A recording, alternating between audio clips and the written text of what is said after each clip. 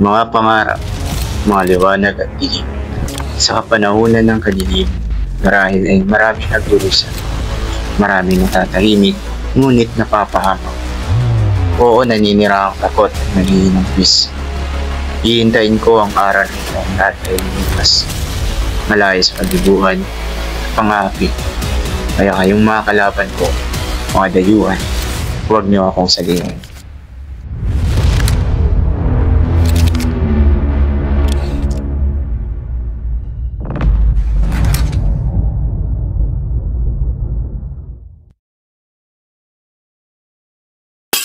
Sus Mariosep, maghintay kayo mga balagsak. Napakalaking handaan ito, hindi ba? Naturalmente, si Don Santiago ay napakayaman. Hindi na niya aalalahanin ang paggusta ng salapi.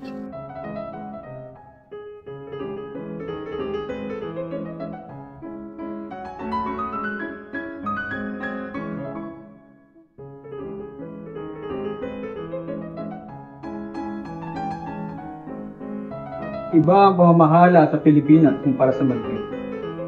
Hindi ako nasisiyahan sa 20 taong kong paninirahan sa bayan ng San Diego. Kaalis ko pa lamang sa bayan ng San Diego pagkatapos ng 20 taong panunungkulan. May 6,000 mamayan doon at ang lihim ng bawat isa ay batid ko. At nung ako'y umalis, sino naghatid sa akin? Ilang matandang babaw at ilang Hermanong Tersero, gayong 20 taon na akong naninirahan doon. Padre Damaso, ay 20 taon na sa bayan ng San Diego. Di ba kayo nasayan doon? Hindi! Kung walang kalayaang magkura, mapapahamak ang bayan. Ano ang ibig niyang sabihin? Kaya mas marami nang nakakapasok na kalamidad dito sa Las Pilipinas dahil tinatangkilik ng gobyerno ang mga erehe at filibustero na siyang kumakalaban sa aming mga praile. Naiinsulto ako, Padre Damaso. Baka nakalimutan niyong ako'y isang opisyalis ng gobyerno. Ikaw, tenyente? Wala akong pakialam basta't masabi ko ang nais ko. Ito ang tandaan nyo. Kapag nakapagdesisyon na ang isang praile, kahit na hari walang karapatan makialam, ni magparusa. Dapat ninyong malaman na ang general ay ginagawa ng hari. Bawiin ninyo ang inyong mga sinabi. Dahil kung hindi, bukas na bukas din ay malalaman niya ng general. Gusto na mga Ginoo.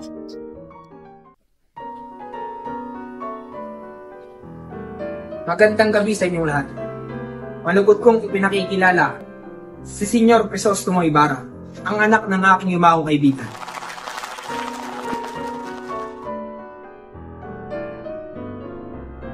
Aba, Padre Damaso, ang dating kura ng San Diego. Kinagagala ko pong makitang muli ang isang matalik na kaibigan ng aking ama. Kamusta, Padre? Patawad ho, ngunit nagkakamali ho yata ako. Ako nga siya. Ngunit hindi ko kailanman naging matalik na kaibigan ng iyong ama. Tama na wala sa aming bayan ng mga bayan.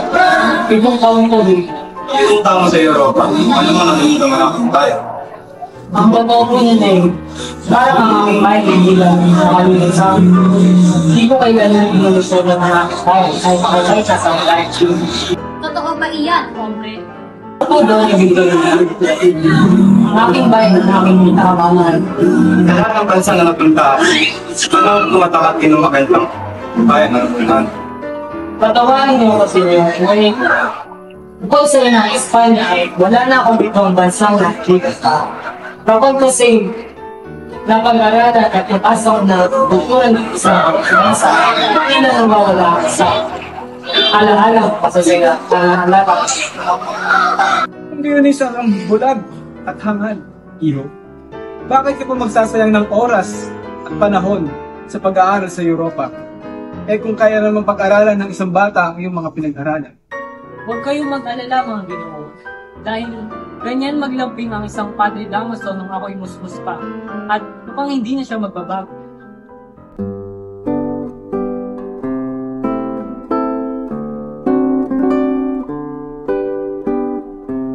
Oh, ayan na siya. Mari na kayong mag-usap sa azotea. Kailangan ba na mainom, Ibarra? Gracias, Senyor. Ngunit, hindi na ako kailangan.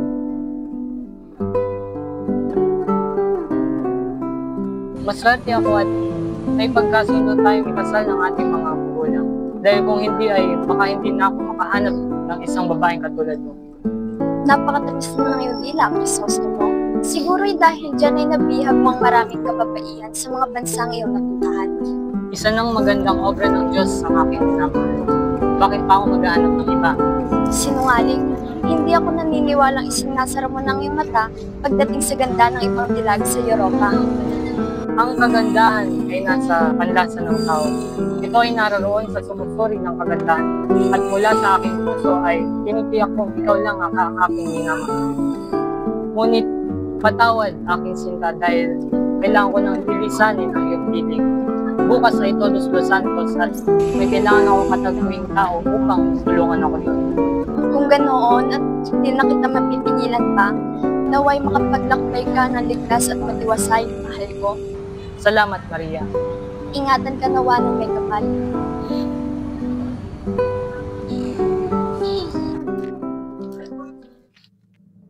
Akala ko hubay alam niyo kung nasaan nakalagay ang puntod ng aking ama. Pensa po, senyor. Alam ko naman po talaga yun eh. Hindi ko lang po talaga maintindihan bakit tayo nawawala. Ayun ho. Alam ko ho ay dyan siya nakalibig. Ayun ang sepultrero.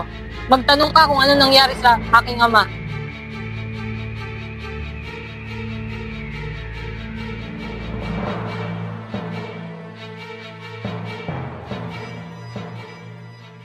Mawalang galang na ho.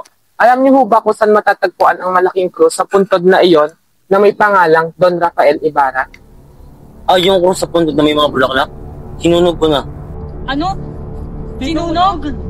Opo, pinasurog ng kurang may manakit. Kung gayon ay saan mo nilagay ang bangkay ng aking ama? Saan mo siya dinala? Inutos po ng kura na ilibing sa libingan ng mga insik. At ginawa mo naman ang sinabi niya? Magsalita kayo! Hindi po. Mabigat na ng bangkay at napakalakas na ulan. Kaya pinaanod ko na lang po sa ilog. Patawad po, senyor.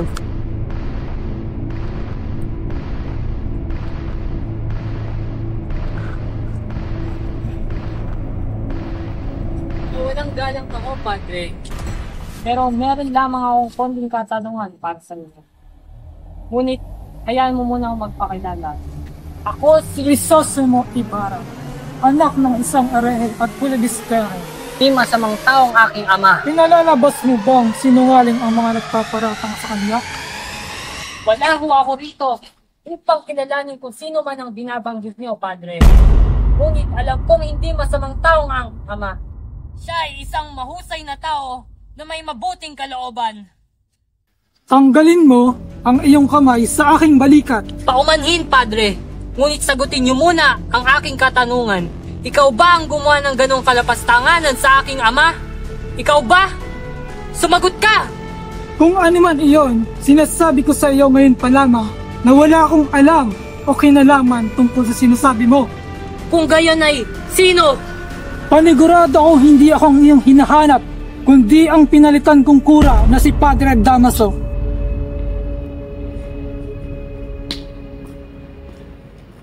Mga wala kayong galang at simbahan pinagnanakawan niyo. Hindi ko naman po yun ninakaw eh.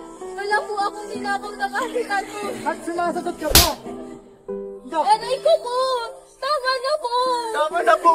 Maaw po kayo! Huwag mo akong pigilan! Baka! Huwag mo akong iwan! Huwag mo akong iwan! Bakit kayang tagal umuwi nila Crispin at Basilio? Sana hindi sila mahuli ng Guardia Civil. Inang! Basilio, ano nangyari sa'yo? Huwag kayong mag-alala, Inang. Naiwan si Crispin sa pa. Naiwan? Sabay buhay? Salamat naman at buhay ka. Ba't ka duguan?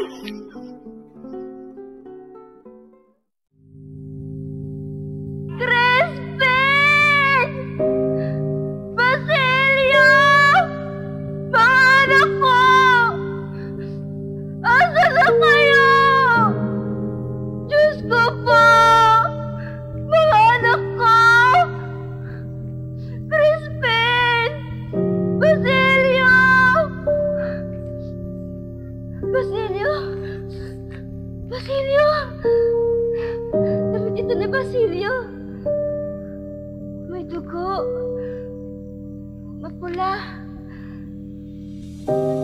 Basilio, may dugo! Gamit na Basilio, may dugo! Basilio! Crispin! Basilio, nasa na kayo? Mahal kong mga anak! Nasa na kayo? Dito na ang nanay! Huwag niyo ako iwan! Hindi kaya ng nanay! Basilio! Crispin! Basilio? Dito ang nanay! Mahal na mahal kayo ng nanay!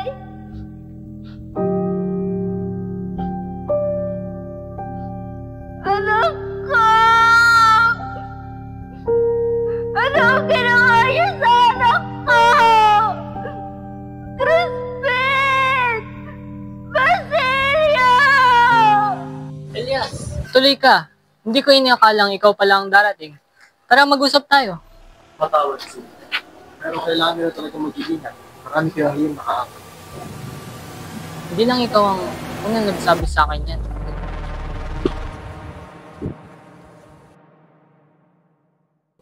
Alam mo, Elias, ikaw ang aking dapat pasalamatan dahil nilidas mo ang aking buhay.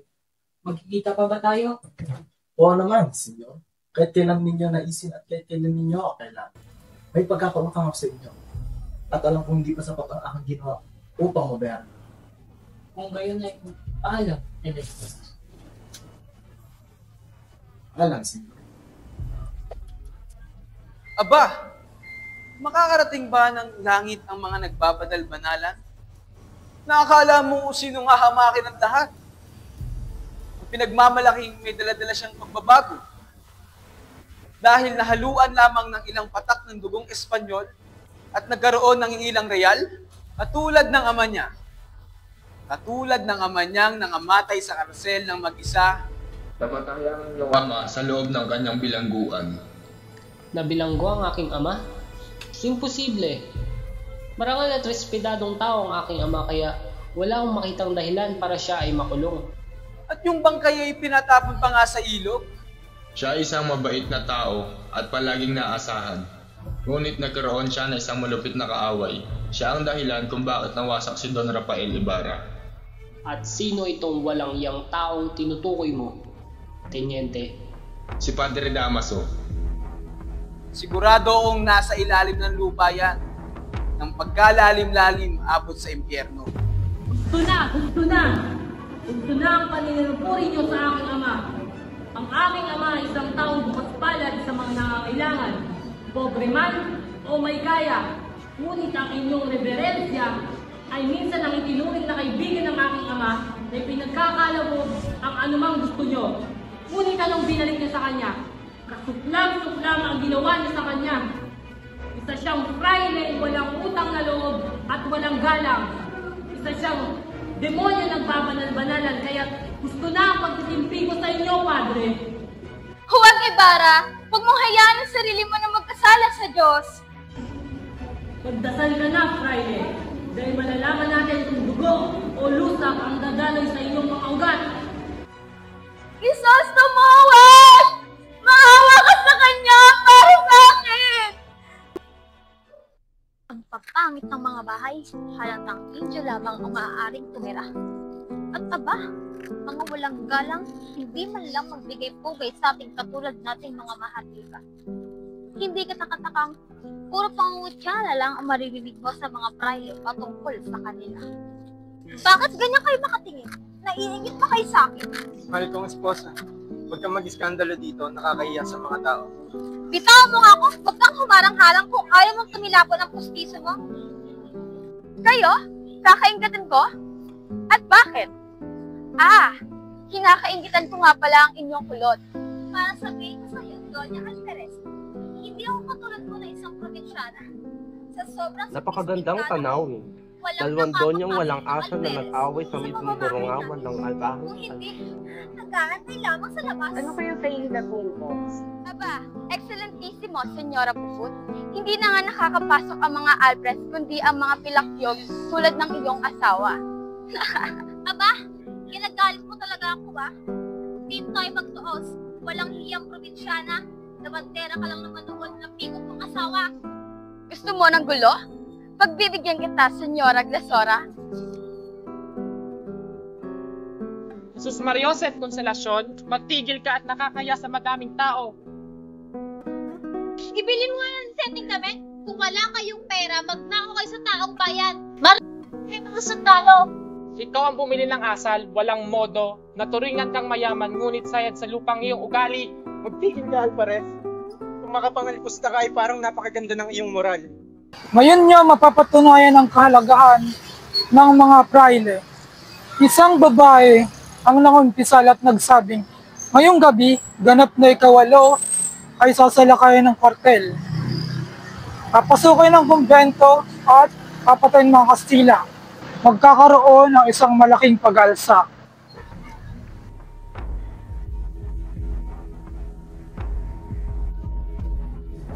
Oo, natuklasan nila magkakaroon ng pag-alsa at kayo ang lumapahamak. Sapagkat isisigaw ang inyong pangalan ng mga naghimagsik. Anumang oras, maaaring sumiklab ang pag-alsa. Kaya umalis na kayo. Ano? Ngunit, saan ako pupunta? May naghahantay ba sa akin? Kahit saan lugar, sa Maynila o sa may makapangyarihan, upang hindi nila masabing may kinalaman kayo dito. Paano kung ako ang magsuplong ng pag-alsa?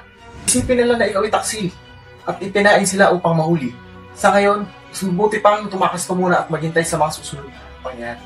Ngunit, paano si Maria Clara? Hindi, mabuti pa't mamatay na lang. Tulungan mo ako, Ginoo. Narito ang kasulatan ng aking pamilya at hiwalay mo ang kasulatan ng aking ama na magpapahabol sa akin. Ito.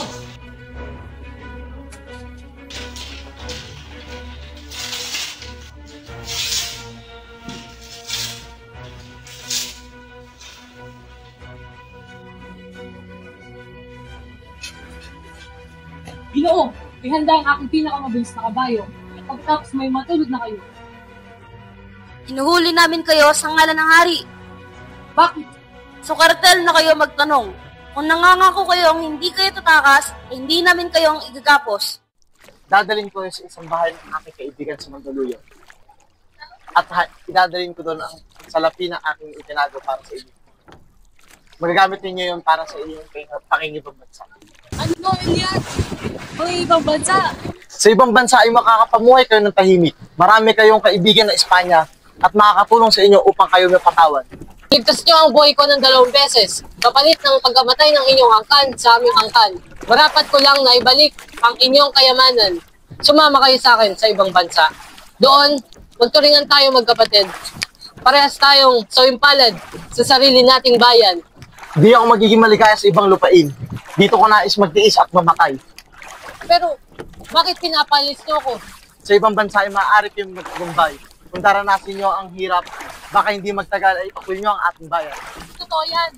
Wala akong ibang inisip, kundi ang kapakanan ng ating bayan.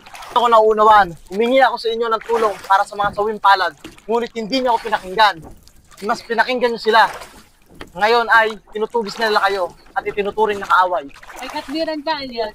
Malinaw na sa akin na 300 taon sila nagpapakasa sa atin habang tayo ay sinusunod sa kanilang pang-alipita. Ngayon ay halos nawawalan na tayo ng pagkasa. Nawawalan na tayo ng panalangin sa Diyos. Wala nang natitira sa atin, kundi hingin natin ang ating karapatan at lakas. Natuklasan nila ang iyong pagtakas. Magtago ka.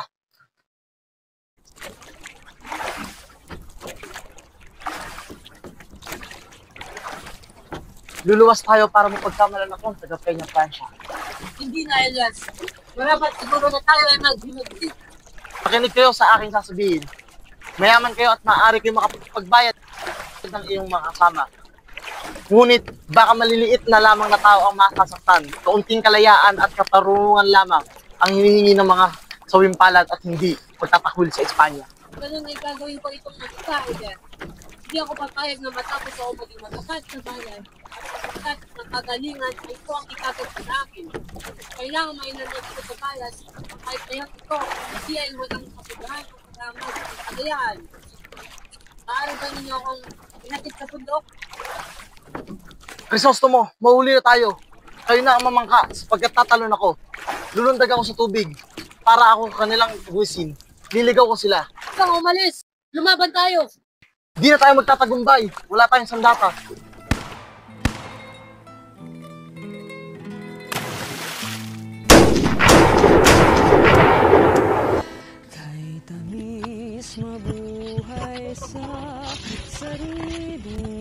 Sino ang babaeng iyan?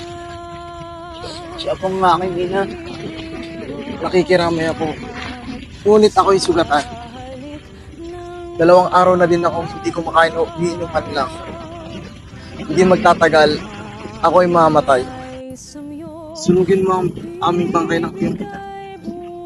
Kung walang dumating na kahit sino man, bukayin mo ang ginpong aking pinaon. At gamitin mo ito sa iyong pag-aaral. Mamamatay na lamang akong hindi nasisilayan ang ningning ng bukang liwayway ng aking bayan. Kayong mapapalad na makakita.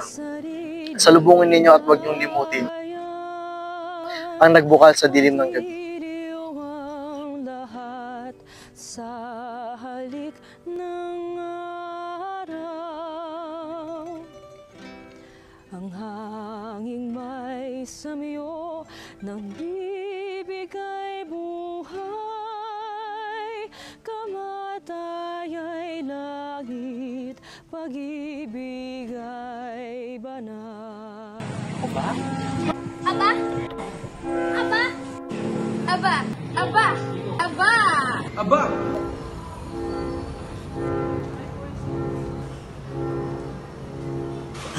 Uy! Go! Ikaw! Gusto na mga Ginoo. Huwag kong ipakikilala. Huwag kong ipakikilala. Huwag kong ipinakikilala. Sino? Inutos po siya ng kurang malaki. Kayo na isan mo nilagay ang aking bangkay ng ama. Ang kulungan ako. Nakawan niya? Wait, sakog. Tingin, padre. Wait lang, wait nga. Ito na mulan. Shit.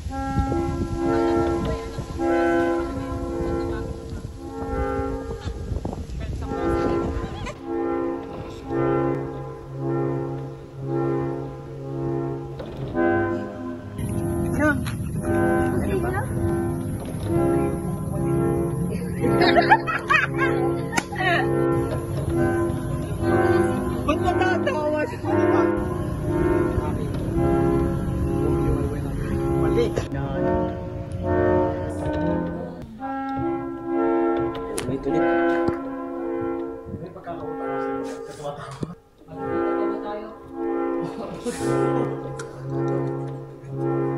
Tama, isang.